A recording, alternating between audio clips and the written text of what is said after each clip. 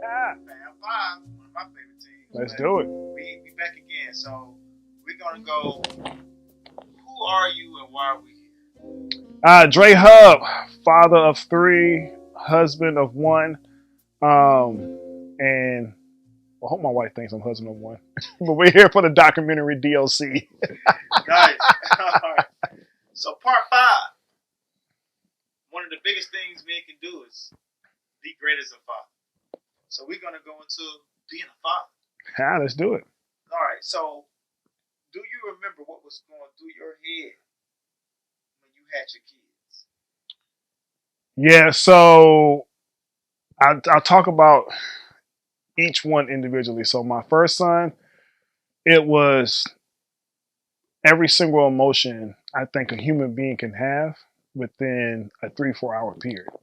And that's what was going through my head. You know, we got to the moment, son's about to be born. And for whatever reason, there was this moment of health scare where my wife had to be put into emergency C-section because my son, I think heart rate was dropping so low, a lot was going on.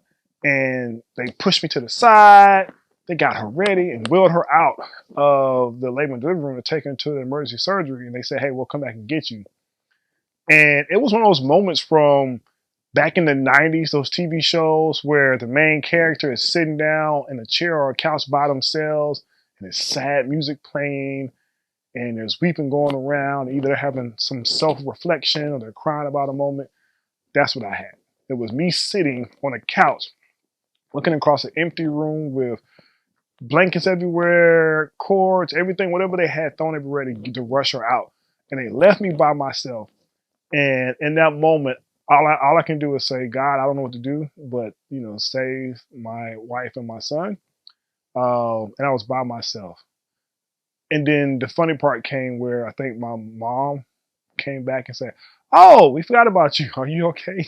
I was like, "I am now, I guess," but I had to figure it out. They finally came and got me, and it was so much joy as I was at the top part when they were doing the C-section, just kind of coaching her through and being there for her while she was high out of her mind.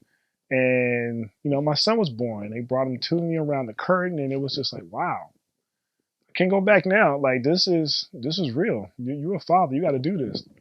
My youngest son, when he was born, I was like, I've been through this. It was more intriguing. Like I was down there investigating, not to be TMI. Like, okay, what's going on? Is this coming out? We had music playing. It was nice and it was like boom. And then she pushed him out. It was like comes out head full of hairs like he's here. My daughter, it was so intimate. There was like a diffuser in there. It was like rain sounds, worship music playing in the background. It was like her whole village of girlfriends came out because they were all nurses to be around her. And in that moment, I just felt like released and relaxed. And then my daughter was born, and that's when like this feeling of fight and protect came up to the point like if the nurse picked her up wrong, I was about to just jack the nurse up. Like, you grabbing her too hard. They know what they're doing, but at that moment, it was like this protection of, hey, I want to put a whole shield around her, and anything she could be too like a millisecond into doing her cry, and I'm there to figure out what's going on. Like I did not leave my daughter's side at that moment, and it was funny because my wife was like, "Well, what about me?" Because this is running joke that she's like, "You're gonna put me second once your daughter is born." I was like, "No, I'm not. No, I'm not." Yeah, it really just kind of just all came in that moment when my daughter was born. Nice. All right. So, what was it like being a dad for the first time? It was everything that I did not know it was. It was joy. It was happiness. It was sadness. It was like, what is going on? We were broke at the time. I mean, we were broke. So it was like, I don't know how to put food in your mouth and put food on the table. Working long hours, but then trying to come home and spend time. And I didn't think he liked me because all he did was cry when I was around, but obviously because my wife wasn't working at the time, so she was always around him. I wasn't. It was chaos and everything was not everything. And it was just like, who do I call? And this is where it's like, hey, not having a father, there was no one to call to be like, hey, dad, like, this is what's going on. What do I do? There was no one to call. The only father I had was God. And then leaning on my father-in-law. So it was, and then I was the first one out of my crew. So out of all the fellas to have a child. So I couldn't call my homies up like, hey man, what are you doing in this situation? And it was like, yeah, I don't know what to do, Drake, because I've never had a newborn. So it was like being that first, and it was just really just out there, just really trusting God to figure this out. All right. What are the hardest moments that you have had so far as being a father? And I'll talk in boy and daughter. With my sons, the hardest moment was trying to redirect my thought around, hey, I need to raise tough, strong boys. Like, no, don't cry, don't have an emotion, suck it up. And I will say, I learned within a couple of years that, hey, that's not what I want to do. It's about, hey, building strong, emotionally sound sons. And that really came because I had to go to therapy. When I went to therapy to figure my ish out, that changed the dynamic of like, okay, no, you can cry. You can have those emotions, really helping them be in tune with their emotions as soon as possible. Um, with my daughter, is the challenge is it's my baby girl. She's the youngest and she's a girl. And it's really those things of, hey, you can call it, hey, she letting her get away with everything. But so really just trying to be that dad to say, hey, you can do whatever you want, be wherever you want. Dad's gonna be here to protect you and help you. So it's trying to find that balance of letting her grow and be who she wants, but also showing her one, how a man should treat her, but it's two parts. Showing my daughter how a man should treat her. I date my daughter, we spend time together, the whole nine, open the door. I even teach my sons, open the door for your sister, and so on. But it's also showing my daughter how to treat men. So really trying to control, like, yelling and screaming, at your brothers, at daddy, being understand like, hey, you're going to hear no from time to time, but how to respond to that. So that's kind of what I'm navigating through now. All right. So, what are your dreams for your kids?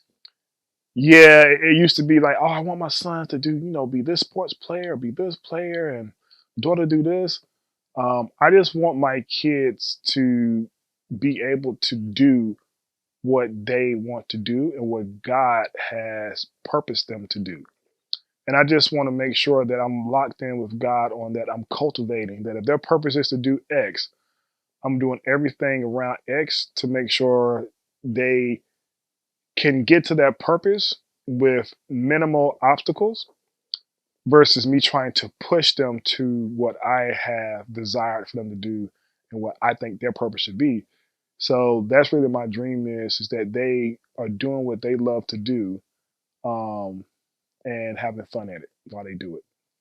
Okay. So, what advice would you give fathers?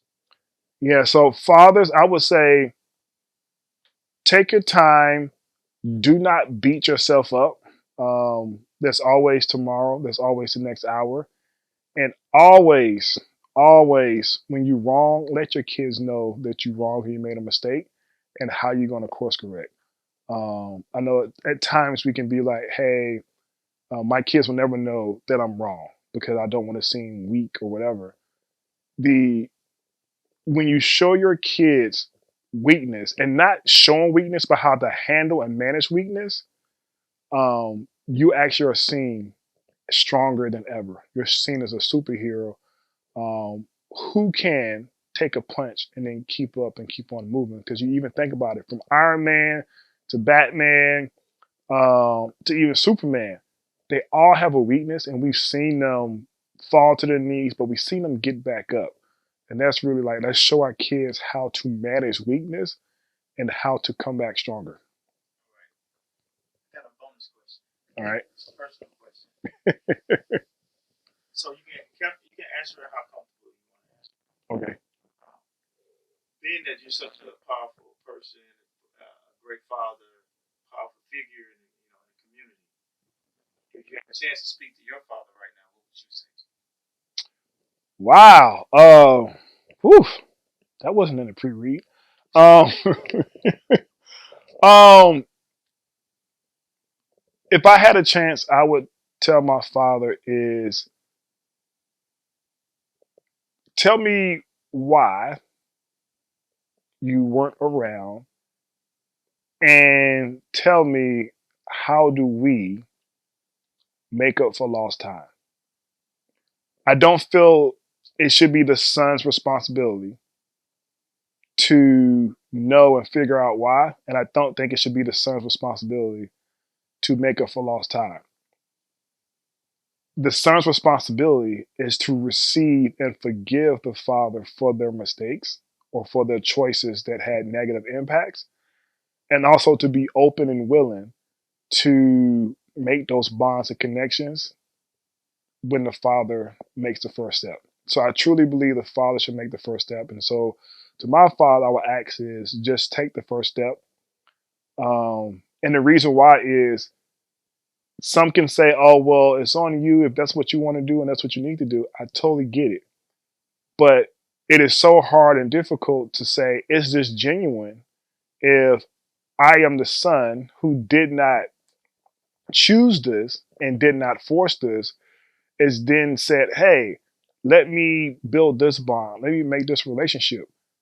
Because then when it just opens the son up to more hurt and it puts a lot of pressure on the dad or on the father, because if you, dad, for whatever reason, does something small and minor, because I have put forth and opened up first, I'm very vulnerable. And so any small step or thing you do, I might take in the wrong way and shut down again. What allows me to feel comfortable and safe is if you come to me saying, hey, I want to do this, I want to make this bond. You open the door for me to walk in versus me opening the door that I don't know what's on the other side and just walking through. So that was what I would say to my father is open the door to let me in and I'll come in. All right, man. That was it. That's a wrap. You can give me for the end. Just give the title, give who you are, and just take us out. Yes. So, Dre Hub, this is the documentary. So, DOC-mentary. Doc is my childhood name. And this is just talking about for the past 40 years, who I am, what I've done, what's a part of me, and just something I want to put together so my kids can have. But also, too, there's someone out there who might have been to what I'm going through or been through what I went through or potentially going through what I'm going through, and it might be some type of inspiration to you. And so this is why I put this together. This is why it's placed on my heart. And huge shout out to my best friend, going on 4 decades together in this game. Trey Gibson from Crown 1080, been there holding it down. I appreciate him taking his time putting this project together. And so look out and hopefully it inspires somebody, because just doing this, it inspired myself.